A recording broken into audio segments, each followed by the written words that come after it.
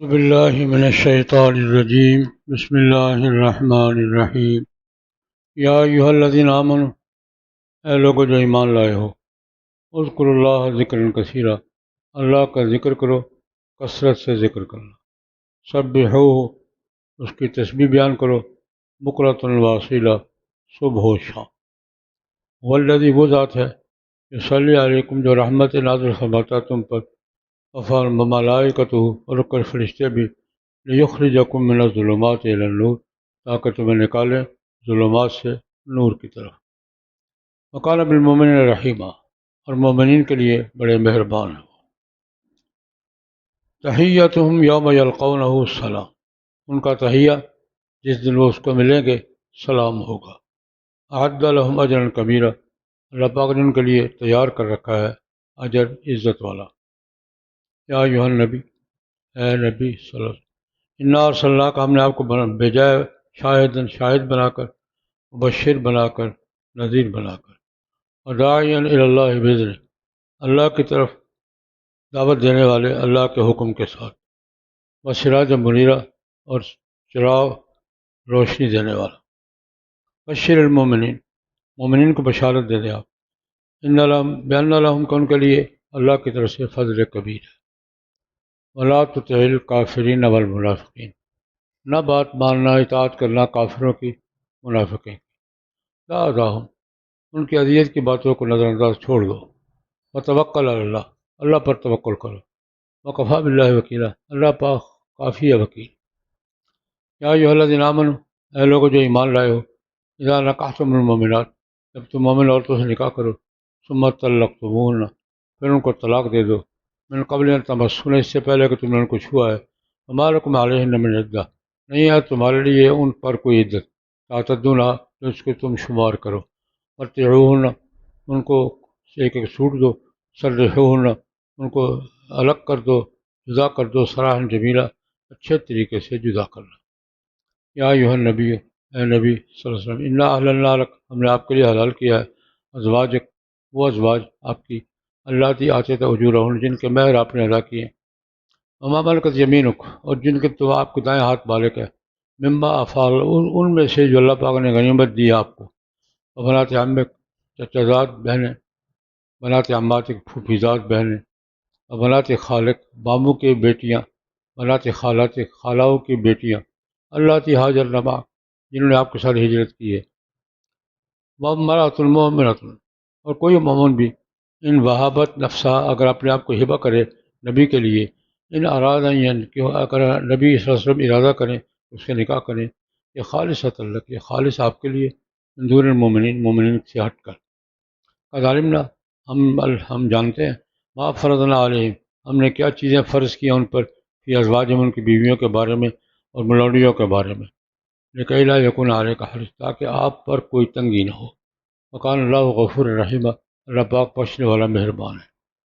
ترجی من تشاء منہن، ان میں سے جس کو چاہیں آپ قریب کریں، تو مؤخر کریں، وتو بھی لے کر اپنی طرف قریب کریں جس کو چاہیں، ومن ابتغیت ممن عزل، اور اگر آپ چاہیں اس کو جس کو آپ نے الگ کر دیا ہے، فلا جناح علیک، کوئی حرج نہیں، یہ بات کسی ادنا، یہ قریب ہے اس بات کے، ان تقر اعینہن، کہ ان کی آنکھیں ٹھنڈی ہوں، ولا یحزنن، وہ پریشانی نہ لیں، یرضین، اور راضی رہیں، بما آتیتہن کلہن، اس چیز پر جو آپ نے ان کو دی ہے ساری کی ساری، واللہ یعلم ما فی قلوبکم، اللہ پاک جانتا ہے جو تمہارے دلوں میں ہے، کان اللہ علیما حکیما، اللہ پاک علم والا، حکمت والا ہے۔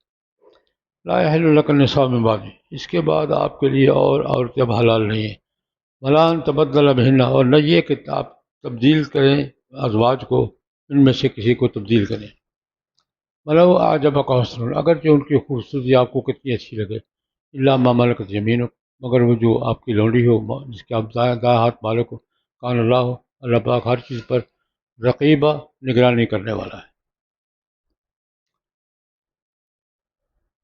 جناب نبی کریم صلی اللہ علیہ وسلم کے بارے میں، یہ جب آپ نے منہ بولے بیٹے کی بیوی سے نکاح کیا، عرب جاہلیت کے رواج کے مطابق جیسے ماحول تھا، ان کو بیٹا ہی سمجھا جاتا تھا، بہو سمجھی جاتی تھی، اللہ پاک نے توڑنا بھی حضور کے گھر سے توڑا تاکہ سب کے لیے قابل قبول ہو جائے، تو وہ حضور کے خلاف حضور نے فرمایا پراپیگنڈا، اور اس پس منظر میں اللہ تبارک و تعالیٰ ایمان والوں سے کہتے ہیں یار اللہ کا ذکر کرو اور پیغمبر کی تعریف کرو، درود شریف پڑھو، اس ماحول سے نکلو۔ یہ اس پس منظر میں جو حضور کے خلاف پراپیگنڈا ہوتا تھا اور لوگ باتیں کرتے تھے، اس پس منظر میں اللہ پاک نے مسلمانوں کو حضور کی تعظیم کا، درود شریف پڑھنے کا کثرت سے حکم دیا ہے، اور حضور کو صبر کا حکم دیا ہے، ان کی باتوں پر صبر کریں۔ یہ پہلی 3-4 آیتیں اس پس منظر میں ہیں۔ یا ایھا النبی، یا ایھا الذین آمنوا، پہلے ایمان والوں سے، اذکروا اللہ ذکرا کثیرا، اللہ کا ذکر کیا کرو، کثرت سے ذکر کیا کرو، بالخصوص صبح اور شام، سبحوہ بکرۃ واصیلا، دن کے آغاز پہ بھی، دن کے اختتام پر۔ اللہ پاک تم پر رحمت نازل فرماتا ہے، یصلی، دیکھیں صلاۃ، درود، یہ اللہ کی طرف نسبت ہو تو کیا معنی؟ رحمت نازل کرنا۔ فرشتوں کی طرف نسبت ہو تو کیا؟ دعا، حضور کے لیے کیا کرنا؟ دعا کرنا۔ اور مومنین کے لیے کہ حضور کی تعظیم میں کلمات صلاۃ ادا کرنا۔ اللہ پاک تم پر درود پڑھتا ہے، کیا معنی؟ یصلی علیکم کا لفظی معنی کیا ہے؟ تم پر درود پڑھنا یا جنازہ پڑھنا؟ یصلی علیکم کا لفظ، یہ محاورے کا ترجمہ کیا ہے؟ اللہ پاک تمہارے جنازے پڑھتا ہے، تم پہ رحمت نازل فرماتا ہے۔ لفظ کا معنی مفہوم نسبت سے بدل جاتا ہے، ایک ہی لفظ اللہ کے حوالے سے کہیں تو اور معنی ہے، فرشتوں کے حوالے سے کہیں تو اور معنی ہے، بندوں کے حوالے سے کہیں تو اور معنی ہے۔ یصلی علیکم ویسے ہمارے صلی اللہ علیہ کا معنی اس کا جنازہ پڑھا اس نے نہیں، اس کا معنی کیا ہے؟ اللہ پاک رحمت نازل فرماتے ہیں، اللہ بھی فرشتے بھی۔ اللہ پاک تو تمہیں ظلمات سے نکال کر نور کی طرف لانا چاہتے ہیں، تم ظلمات کی طرف مڑ کے نہ دیکھو یار، جاہلیت کی روایات کی طرف، جاہلیت کی رسموں کو تم نے موڑ کے نہ دیکھو۔ اللہ پاک تو تم پہ رحمت نازل فرماتا ہے، لیخرجکم من الظلمات الی النور، جاہلیت کی ظلمات سے ہدایت کی روشنی کی طرف تمہیں لاتا ہے۔ مومنوں پر تو اللہ پاک بہت مہربان ہے، مومنوں پر اللہ پاک مہربان بالمومنین رحیم۔ قیامت کے دن جب ملو گے نا، صلاۃ تو وہ کرتا ہی ہے، سلام بھی کرے گا،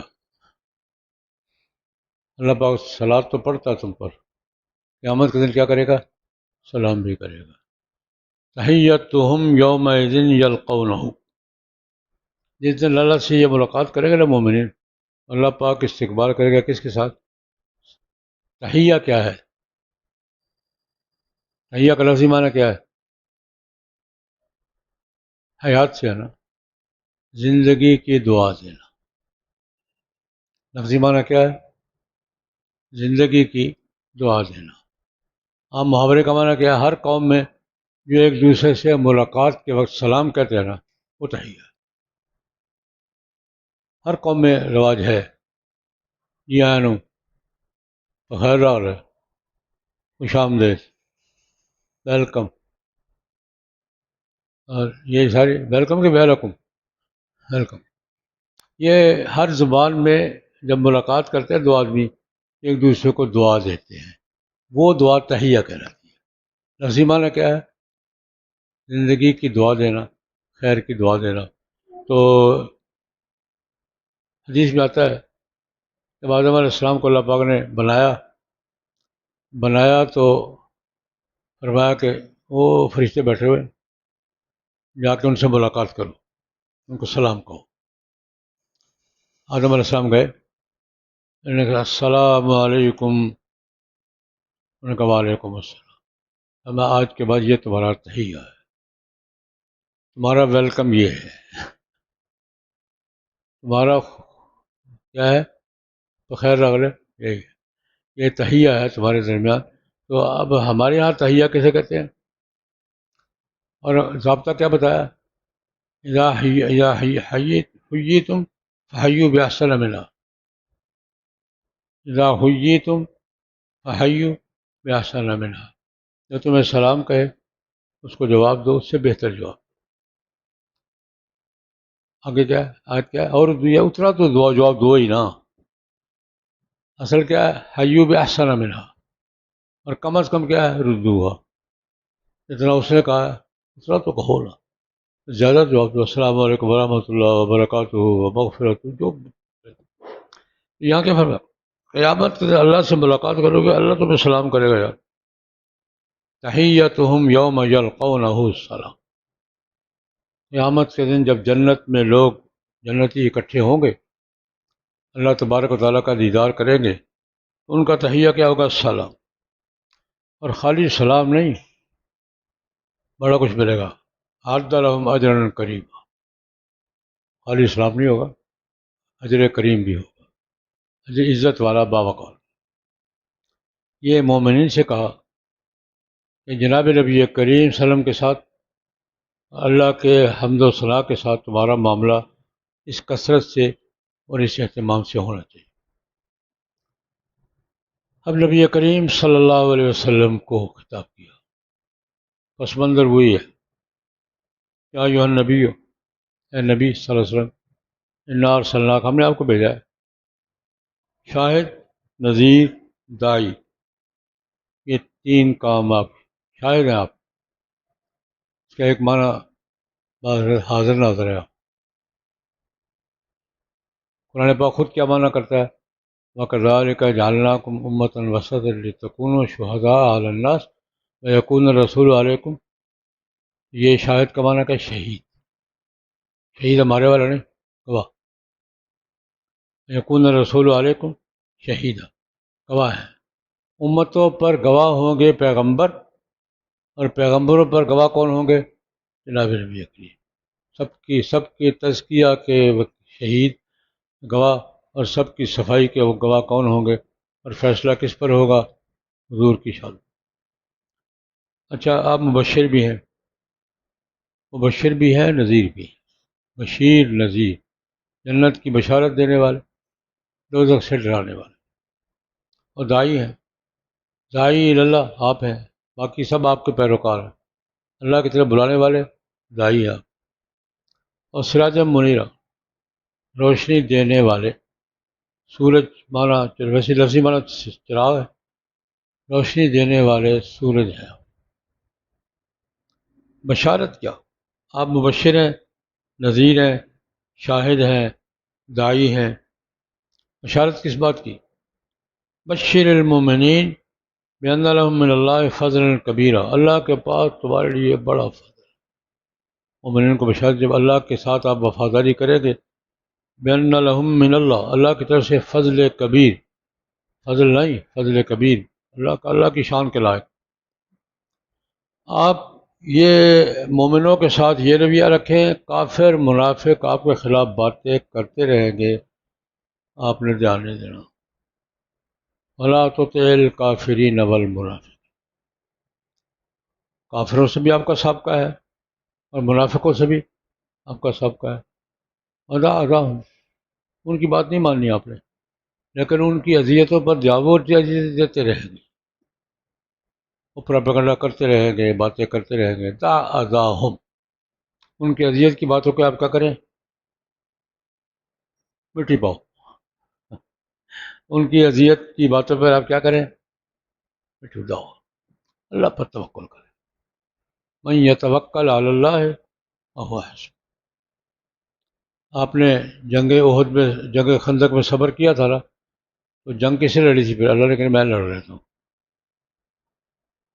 جب آپ صبر کرتے ہیں تو آپ کی تکلیف اللہ اپنے کھاتے میں ڈال دیتا ہے۔ توکل اللہ، ان کی باتوں کا جواب نہ دیں، ان کی باتوں پر نہ آئیں، ان کے ایجنڈے پر نہ چلیں، ان کی اطاعت نہ کریں۔ توکل اللہ، اللہ پر توکل کریں۔ اللہ وکیل ہے، اور کافی ہے وہ، اللہ صرف وکیل نہیں ہے، کیا ہے؟ کافی، اللہ کے بعد کسی اور وکیل کی ضرورت۔ یہ تو باتیں ہوئی اس پہلے اقدام کے، پہلا اقدام کیا ہوا تھا؟ زوجنا کہا، اللہ پاک یہ سورہ احزاب میں خاندانی نظام کی اصلاحات ہیں. خاندانی نظام کی اصلاح اور بھی آگے آ رہی ہے. تو اللہ تبارک و تعالیٰ نے آغاز وہاں سے کیا تھا، اس کے نتیجے میں جو ریئیکشن ہوا تھا اس پر تسلی دی مومنوں کو بھی اور حضور کو بھی. اب باقی اس چند اصلاحات کی بات دیکھیں. بیوی کو طلاق دیں، طلاق کے بعد کیا ہے؟ عدت. عدت کی کتنی صورتیں ہیں؟ متوفی عنہا زوجہا کی عدت کیا ہے؟ جس کا خاوند فوت ہو جائے، کی عدت کیا ہے؟ یا کیا؟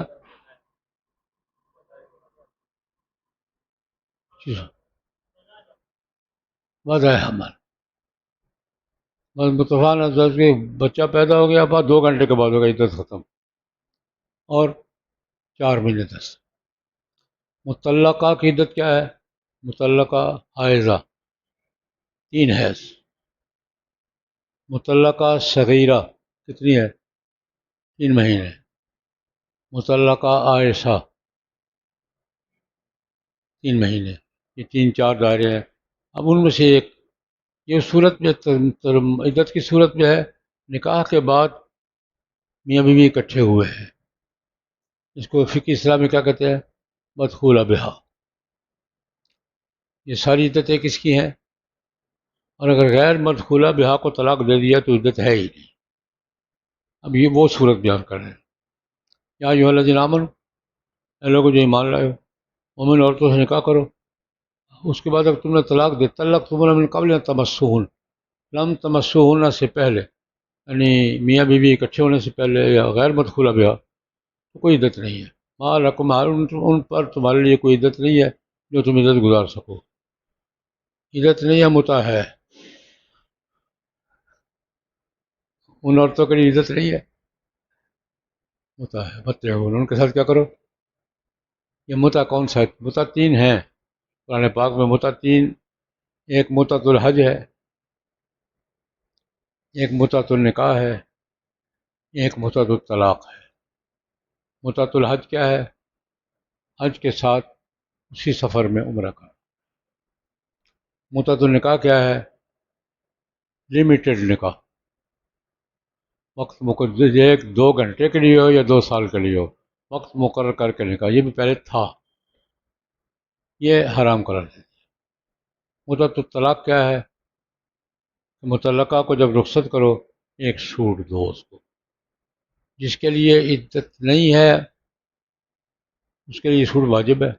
ویسے یہ چھوٹ دی مت متعۃ الطلاق کہ رخصت کرتے وقت ایک سوٹ دے کے رخصت کرو. یہ وہ متع ہے.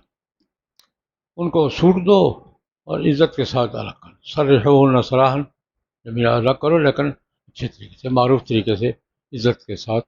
عزت نہیں کرو. یہ ایک بات کہ غیر مدخولہ بہا کی عدت نہیں ہے، اس کی رخصتی ہے اور سوٹ ہے. نبی کریم صلی اللہ علیہ وسلم کی بیویاں کتنی تھیں ٹوٹل؟ بیک وقت کتنی تھیں؟ یہ ایک مستقل مسئلہ اس وقت سے زیر بحث چلا رہا ہے اور آج بھی بین الاقوامی حلقوں میں زیر بحث ہے.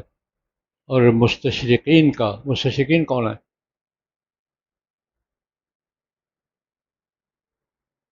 مستشرقین کسے کہتے ہیں؟ مغرب کے وہ اسکالر، یہودی و عیسائی، جو اسلام کا علم حاصل کر کے اعتراضات تلاش کرتے ہیں اور اعتراض کرتے ہیں. جب یہ فلسطین کی جنگ اور بیت المقدس کی جنگ ختم ہوئی ہے، اس کو کیا کہتے ہیں؟ صلیبی جنگ ہے. صلیبی جنگ ہے عباسیوں کے دور میں، پھر عثمانیوں کے دور میں. جب صلیبی جنگوں میں انہوں نے ناکامی پائی ہے اور صلاح الدین ایوبی کے ہاتھوں اور سلطان محمد کے ہاتھوں شکست پائی ہے، تو پھر انہوں نے پینترا بدلا ہے. ایک باقاعدہ گروہ ہے، قرآن پاک کی تعلیم حاصل کرو، حدیث کی تعلیم حاصل کرو، ان میں سے ان کے لیے اعتراضات تلاش کر کے ان پر حملہ. اس کو استشراق کہتے ہیں، مشرق شناسی. لفظی ترجمہ کیا ہے؟ مشرق شناسی. کہ انہوں نے باقاعدہ گروپ بنایا، میں نے اس کی پوری تاریخ لکھی، اگر پڑھنا چاہے گا تو میں پوری تاریخ کیسے بنے ہیں، کیوں، کیسے کیا کیا انہوں نے دو تین کام کیے۔ پہلی بات، قرآن پاک کو موضوع بحث بنایا کہ یہ قرآن پاک وہ نہیں ہے جو حضور نے دیا تھا، یہ بعد میں بنا ہے۔ حدیث کے بارے میں انہوں نے سوالات اٹھائے، انکار حدیث کا فتنہ ہمارے یہاں مستشرقین نے کھڑا کیا، حجت نہیں ہے، حدیث کا حجت نہ ہونا یہ ان کی پیداوار ہے۔ شریعت کے احکام پر اعتراضات جو آج کل ہو رہے ہیں، جتنے بھی ہو رہے ہیں، پیچھے استشراق کھڑا ہے۔ یونیورسٹیوں میں باقاعدہ اس پہ بحثیں ہوئی ہیں، کام ہوئے ہیں، اور بڑی منظم علمی مہم، اور پڑھ لکھ کر جاہلانہ نہیں۔ ان کے اعتراضات آپ دیکھیں گے مستشرقین کے جو مغربی یونیورسٹیوں میں کام ہوا ہے، یہ ایک الگ موضوع ہے، میں وہ ذکر کر دیتا ہوں۔ ہم پر یہ ایک اعتراض یہ ہے کہ یہ بحث اختلاف گوارا نہیں کرتے، آج کل ہم پر یہ اختلاف گوارا نہیں کرتے، غلط بات ہے۔ مستشرقین 200 سال 300 سال سے لگے ہوئے ہیں اسلام پر، قرآن پاک پہ، سنت رسول پر اعتراضات کرتے آ رہے ہیں، سینکڑوں اعتراضات کیے ہیں انہوں نے، ہم نے جواب دیا۔ ہم نے کیا کیا؟ مستشرقین کے تمام اعتراضات کا علمی طور پہ جواب دیا۔ ہندوستان میں میرا کوتا پنڈت دیانند سرسوتی نے قرآن پاک پر کتنے اعتراضات کیے ہیں؟ 111 لاہور سے چھپے ہیں، ہم نے اس کے جوابات دیے۔ یہ فرق مغرب ملحوظ نہیں رکھ رہا، جہاں بھی علمی بات ہوئی ہم نے جواب دیا ہے، توہین ہم نے برداشت نہیں کی، نہ کرتے ہیں۔ اختلاف اور چیز ہے، توہین یہ بات ذہن میں، آج کا بہت بڑا مسئلہ ہے کہ مسلمان شدت پسند ہیں، اختلاف برداشت نہیں کرتے ہیں، نہیں، غلط کہتے ہیں۔ مستشرقین نے سینکڑوں مقالے لکھے ہیں، سینکڑوں کتابیں لکھی ہیں، ہم نے جواب دیا یار۔ ہم سب سے زیادہ متنازع شخصیت کو سر سید کی، یہاں کے ایک انگریز دانشور نے، ولیم میور نے کتاب لکھی تھی لائف آف محمد، یہاں یہ ہندوستان میں آ گیا تھا انگریزوں میں، ولیم میور، اس نے کتاب لکھی لائف آف محمد، حیات محمد صلی اللہ علیہ وسلم۔ اس میں اپنے مستشرقین میں اعتراضات کیے، یہ اعتراض، یہ اعتراض، یہ اعتراض، یہ انگریزوں کے عروج کا دور تھا۔ اس کے جواب میں کتاب لکھی کس نے؟ سر سید، اسی لیول کی۔ اس کے لیے اس نے سفر کیا، برطانیہ گیا، لائبریریاں کھنگالی، اس کا جواب دیا کس نے؟ سر سید۔ میں نے کہا دیکھو، لائف آف محمد لکھی تھی ولیم میور نے یہاں ہندوستان میں، اس کا جواب دیا سر سید نے۔ لیکن اسی ہندوستان میں وہی صدارت پرکاش کس نے لکھی تھی؟ کیا نام بتایا تھا؟ دیانند سرسوتی۔ اس کا جواب کس نے لکھا؟ مولانا راجپال نے کتاب لکھی، اس کا نام کیا تھا؟ یہ فرق بتانے لگا ہوں، جنہوں نے علمی باتیں کی ہم نے بھی جواب دیے ہیں۔ راجپال نے کتاب لکھی، کیا نام تھا اس کا؟ رنگیلا رسول، نام ہی طنز تھا۔ حضور کی بیویوں پر یہ کہ 9 بیویاں، 11 بیویاں، کبھی لونڈی رکھ لی، یہی سارا اس کا موضوع یہ تھا کہ یہ باقیوں کو کہتے 4 سے زیادہ نہیں کرو، خود 11 رکھی ہیں، یہ کیا یہ۔ اور نام، کتاب کا نام کیا ہے؟ رنگیلا رسول، نام ہی طنزیہ ہے۔ میں نے کہا اسی لاہور سے ستیارت پرکاش چھپی ہے، ہم نے جواب دیا ہے۔ اسی لاہور سے رنگیلا رسول چھپی ہے، کشمیری بازار سے، جواب علماء نے نہیں دیا، کس نے دیا ہے؟ قاضی علم دین نے۔ میں نے کہا آئندہ بھی جو بات دلیل سے کرے گا اس کو جواب ہم دیں گے، اور جو توہین کرے گا اس کو جواب علم الدین دے گا۔ بات کھوپڑی میں آئی ہے کہ یہ بات نوٹ کر لو، دلیل سے بات کرے گا ہم جواب دیں گے، بیٹھے ہیں دے رہے ہیں، پھر دیں گے۔ گالی سے بات کرو گے پھر ہم نہیں جواب دیں گے، پھر کون دے گا؟ رنگیلا رسول۔ میں ایک مستقل موضوع ہے کہ مگر ہم پہ اعتراض کرتا ہے کہ اختلاف برداشت نہیں کرتے، اور ہمارا یہ ان پر اعتراض یہ ہے کہ یہ توحید اور اختلاف کو اکٹھا کرتے ہیں۔ نہیں، اختلاف اور چیز ہے۔ برطانیہ میں ایک بات چل پڑی ہے، تو پھر برطانیہ میں یہ جس میں سلمان رشدی کا مسئلہ تھا، برمنگھم میں میں تقریر کر رہا تھا اسی پر، گستاخ رسول ہے اس پہ، ایک نوجوان کھڑا ہو گیا، مولوی صاحب شور کیوں مچاتے ہو، جواب دو۔ پھر میری تقریر کے دوران کھڑا ہو گیا، مولوی صاحب شور کیوں مچاتے ہو، جواب دو اس کا۔ میں نے کہا بیٹا جی جواب دلیل کا ہوتا ہے، گالی کا نہیں۔ جواب کس کا ہوتا ہے؟ گالی کا نہیں۔ میں نے اس پر بات کی، میں نے کہا اس والد صاحب حیات تھے، میں نے کہا میرے والد صاحب ہیں، محقق ہیں، 50 کے لگ بھگ کتابیں لکھی ہیں انہوں نے، بہت بڑے محقق تھے۔ میں نے کہا کوئی آدمی میرے باپ پر یہ اعتراض کرے میرے سامنے کہ آپ نے انہوں نے حوالہ غلط دیا ہے، جواب دوں گا۔ کوئی آدمی یہ اعتراض کرے کہ آپ کے والد صاحب نے فلاں بات سے استدلال غلط کیا ہے، جواب رہا، دیا ہے جواب۔ کوئی اعتراض کرے کہ حوالہ غلط دیا ہے تو میرے ذمہ جواب بنتا ہے۔ کوئی اعتراض کرے کہ آیت کا ترجمہ غلط کیا ہے تو میرے ذمہ جواب بنتا ہے۔ اور اگر کوئی کھڑا ہو کر میرے باپ کو گالی دے تو میں لائبریری میں جاؤں گا، الٹے ہاتھ کے منہ پر ٹکاؤں گا، بکواس نہیں کروں۔ اتنا ہی فرق ہے۔ ہم نے ہمیشہ دلیل کا جواب دلیل سے دیا، گالی کا جواب کبھی دلیل سے نہیں دیا۔ ہر زمانے میں گالی کا جواب، ان کے بعد گالی ہے ہمارے پاس ہے۔ یہ اس پر یہ مسئلہ چونکہ یہ پوری بہت موضوع سے حضور کی ازواج مطہرات کی بات زیر بحث ہے، اب یہ تفصیل سے بات کریں گے۔ ابھی میں نے اصولی بات آپ کو سمجھ آئی ہے کہ آج کی دنیا میں ہمارے خلاف سب سے بڑا اعتراض کیا ہے؟ جناب نبی کی بیویاں، 9 بیویاں کیوں رکھی ہیں؟ کہتے ہیں باقیوں سے 4 سے زیادہ چھڑوا دی تھی، اپنی کیوں نہیں چھوڑی؟ پھر لونڈیاں بھی رکھی ہیں، پھر یہ رکھی ہے۔ یہ آج کی ہمارا ایک مباحثہ ہے، اور اسی پر باتیں ہوتی ہیں۔ باقی باتیں کل کریں گے انشاءاللہ۔ ہمارے ساتھ